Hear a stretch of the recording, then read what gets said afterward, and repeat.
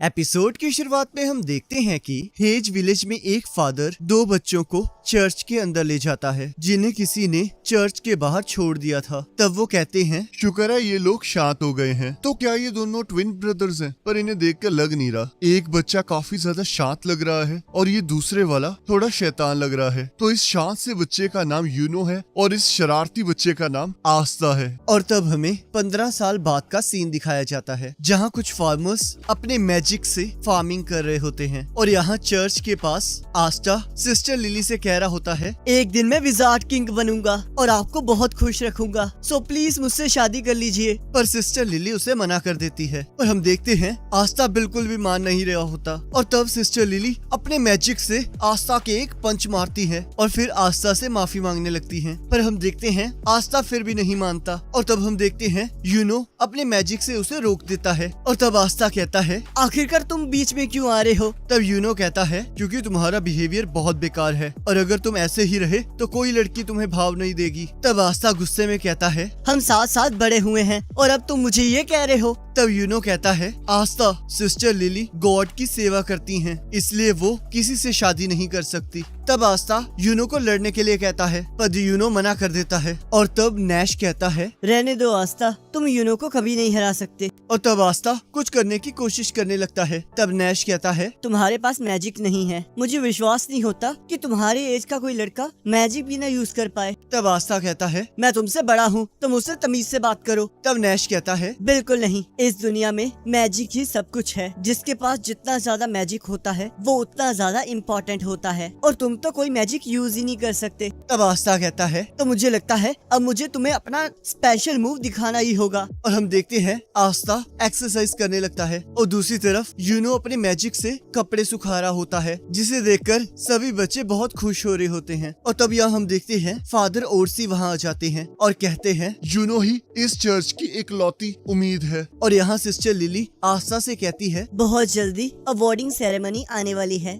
और जब तुम्हें ग्रिमोर मिल जाएगी तब तुम भी मैजिक यूज कर पाओगे। जिसे सुनकर आस्था बहुत खुश हो जाता है और कहता है, जब मैं ग्रिमवॉर हासिल कर लूंगा तब मैं मैजिक नाइट्स ज्वाइन करूंगा और फिर विजार्ड किंग बन जाऊंगा। क्या मैं सही कह रहा हूँ ना यूनो? तब यूनो उसे इग्नोर करके वहाँ से चला जाता है जिससे आस्था को गुस्सा आ जाता है और वो भागते हुए कहता है, तुम लोग बस इंतजार करो, मैं तुम्हें ये करके दिखाऊंगा। और यहाँ सिस्टर लिली यूनो को आस्था के साथ अच्छे से बिहेव करने के लिए कहती है और सोचती है, यूनो हमेशा से रोता रहता था पर जिस दिन वो जख्मी आस्था के साथ घर वापस आया उस दिन से वो पूरी तरह बदल गया और उसके बाद से मैंने उसे कभी रोते हुए नहीं देखा। और अब मुझे याद आया उस दिन से ये दोनों ही बदल गए हैं और आस्था भी हमेशा गंदे कपड़ों में घर वापस आने लगा। पता नहीं वो वहाँ जाकर क्या करता है। और यहाँ हम देखते हैं आस्था एक्सरसाइज कर रहा होता है और कहता है, मैं विजिट किंग बन के रहूंगा और मुझे कोई नहीं रोक सकता, पर उससे पहले मुझे अपने आप को ट्रेन करना होगा। और दोबारा से एक्सरसाइज करने लगता है। और तब हमें बताया जाता है मार्च में जब डैंडलियन के फूल हवा में उड़ने लगते हैं तब साल में एक बार क्लोवर किंगडम में सारी जगह 15 साल से बड़े बच्चों को इकट्ठा किया जाता है और उन्हें ग्रिमवॉर टावर बुलाया जाता है ताकि उन्हें अपनी ग्रिमवॉर मिल सके जिसकी मदद से वो अपनी मैजिकल पावर्स को इंक्रीज कर सकते हैं। और यहाँ ग्रिमवॉर टावर के अंदर आस्था सोचता है, एक बार जब मुझे ग्रिमवॉर मिल जाएगी तब मैं भी मैजिक यूज कर पाऊंगा और तब मैं यूनो को पीछे छोड़ दूंगा। तब यहाँ कुछ बच्चे आस्था और यूनो का मजाक उड़ा रहे होते हैं और कहते हैं, हमें यकीन नहीं होता ऐसे बच्चे भी 6 मंथ्स में मैजिक नाइट्स का एग्जाम देंगे। सिर्फ नोबल फैमिलीज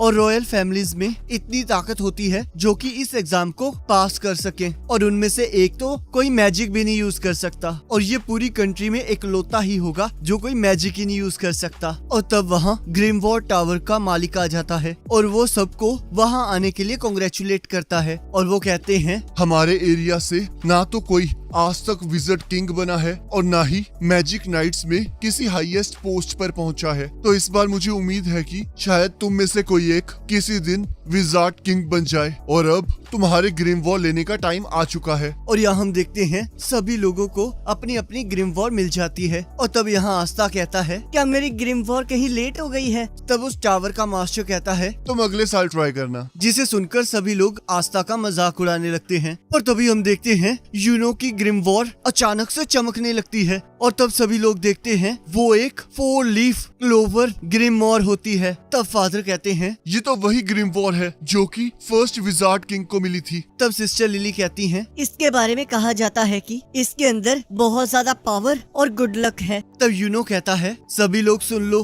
अगला विजार्ड किंग मैं बनूंगा। और सभी लोग उसे चीयर करने लगते हैं। तब आस्था गुस्से में कहता है, तुम बस इंतजार करो यूनो, बहुत जल्दी मैं तुम तक पहुंच जाऊंगा क्योंकि मैं तुम्हारा इकलौता कॉम्पिटिटर हूँ। तब यूनो कहता है, ऐसा कभी नहीं हो सकता, और वहाँ से चला जाता है। और तब यहाँ आस्था कह रहा होता है, मुझे लगा था जब मुझे ग्रिम वॉर मिल जाएगी तब मैं मैजिक यूज कर पाऊंगा, पर अब तो देखो मुझे कोई ग्रिम वॉर ही नहीं मिली। पर रुको, मैं इतनी जल्दी हार नहीं मानूंगा। मैं तुम्हें जीतने नहीं दूंगा किस्मत, मैं तुम्हें दिखा कर रहूंगा, चाहे इसमें मुझे 100 साल ही क्यों न लग जाए। और मैं तब तक हार नहीं मानूंगा जब तक मुझे ग्रिम वॉर नहीं मिल जाती। और मैं विजार्ड किंग बन के ये साबित कर दूंगा कि इस दुनिया में कोई भी औसम बन सकता है, चाहे वो एक गरीब और अनाथ बच्चा ही क्यों ना हो। और तुम मेरा इंतजार करना यूनो। और यहाँ हम देखते हैं एक बच्चा यूनो से जेलस होकर उस पर हमला करने लगता है। पर हम देखते हैं यूनो बिना अपने ग्रिम वॉर को यूज किए उसके अटैक को काट देता है। और तभी हम देखते हैं दीवार से चेन निकलने लगती है और वो दोनों बच्चे चीखने लगते हैं। और तब एक पर्सन कहता है, मैं तुम्हें इस तरह खुला नहीं छोड़ सकता, और हाँ, इसे खोलने की कोशिश मत करना क्योंकि मेरा मैजिक दूसरों के मैजिक और उनके मूवमेंट्स को रोक देता है। तब यूनो पूछता है, आखिरकार तुम कौन हो? तब रेवची कहता है, मैं एक मैजिक नाइट था पर उन्होंने मुझे बाहर निकाल दिया, तो अब मैं सिर्फ एक चोर हूँ और अब मैं तुम्हारी ग्रिम वॉर ले रहा हूँ। तब यूनो कहता है, तो तुमने अपना नाम रेवची बताया है, तो तुम इतना तो जानते ही होगे ना कि ग्रिम वॉर को चुराना बेकार है। तब रेवची कहता है, मैं जानता हूँ, ग्रिम वॉर को बस वही यूज कर सकता है जिसे ग्रिम वॉर ने खुद चुना हो, पर ब्लैक मार्केट में इस ग्रिम वॉर की बहुत कीमत है। चाहे 4 लीफ क्लोवर ने तुम्हें चुना हो, पर तुम अभी भी बच्चे हो और आज तुम्हारा बहुत बुरा दिन है कि मैं यहाँ हूँ। तुम्हारी कहानी शुरू होने से पहले ही खत्म हो चुकी है और तुम्हारे गले में ये नेकलेस भी बहुत अच्छा लग रहा है। और तब हम देखते हैं आस्था भी वहाँ आ जाता है और दीवार से टकराकर नीचे गिर जाता है और कहता है, आखिरकार यहाँ हो क्या रहा है? आखिरकार तुमने यूनो की ग्रिम वॉर क्यों पकड़ी हुई है? तुम एक चोर हो। तब रेवची कहता है, तुम तो वही लड़की हो ना जिसे ग्रिम वॉर नहीं मिली है। तब आस्था कहता है, हाँ मैं वही हूँ, पर वो ग्रिम वॉर सिर्फ उसके ट्रू मास्टर के पास होनी चाहिए, तो यूनो को वो वापस दे दो। तब रेवची कहता है, तुम्हारी इतनी हिम्मत तो तुम मुझे रोकोगे? और अपना मैजिक यूज करने लगता है। और तब यूनो उसे भागने के लिए कहता है, पर आस्था रेवची की तरफ बढ़ने लगता है और जैसे ही उसे पंच मारने लगता है, रेवची की चेन्स आस्था को रोक लेती हैं। पर हम देखते हैं वो चेन्स आस्था पर जानलेवा हमला करती है। तब आस्था सोचता है, तो ये सारे मैजिक यूजर्स ये सब कुछ कर सकते हैं, मुझे यकीन नहीं हो रहा, इतनी फिजिकल ट्रेनिंग के बावजूद मैं इससे हरा नहीं सकता। तब रेवची आस्था पर हंसने लगता है। तब आस्था कहता है, ये अभी खत्म नहीं हुआ है, मैं एक दिन विजार्ड किंग बनकर रहूंगा। तब रेवची कहता है, मैं इन चेन्स की मदद से किसी की भी मैजिकल पावर का पता कर सकता हूँ, और तुम्हें देखो, तुम्हारे अंदर मैजिक का एक कतरा भी नहीं है, तो शायद इसी वजह से तुम्हें कोई ग्रिम वॉर नहीं मिली है। इस दुनिया में मैजिक ही सब कुछ है और तुम्हारे पास देखो, तुम्हारे पास तो कोई मैजिक ही नहीं है, तो तुम तो बहुत प्रीशियस हो।